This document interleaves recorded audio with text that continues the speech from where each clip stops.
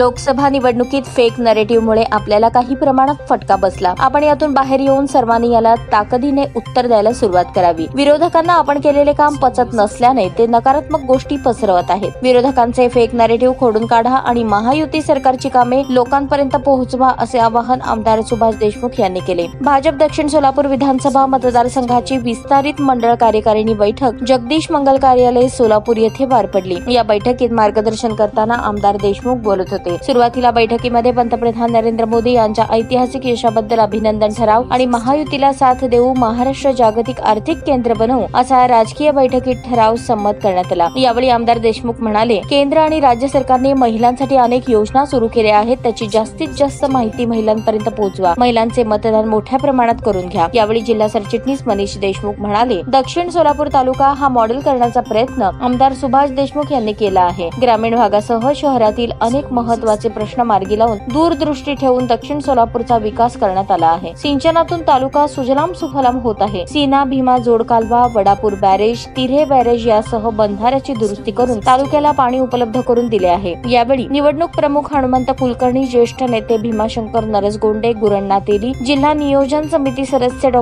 चनगोंडा हविनाळे, जिल्हा सचिव रामप्पा चिवडशेट्टी, शहर सरचिटणीस विशाल गायकवाड, महिला मोर्चा प्रदेश पदाधिकारी अर्चना वडनाल, तालुका अध्यक्ष संगप्पा केरके, राम जाधव, मंडळ अध्यक्ष आनंद बिराजदार, अर्जुन जाधव यांच्यासह पदाधिकारी आणि कार्यकर्ते उपस्थित होते. ताज्या बातम्या पाहण्यासाठी प्राईम महाराष्ट्र न्यूज चॅनलला सबस्क्राईब करा.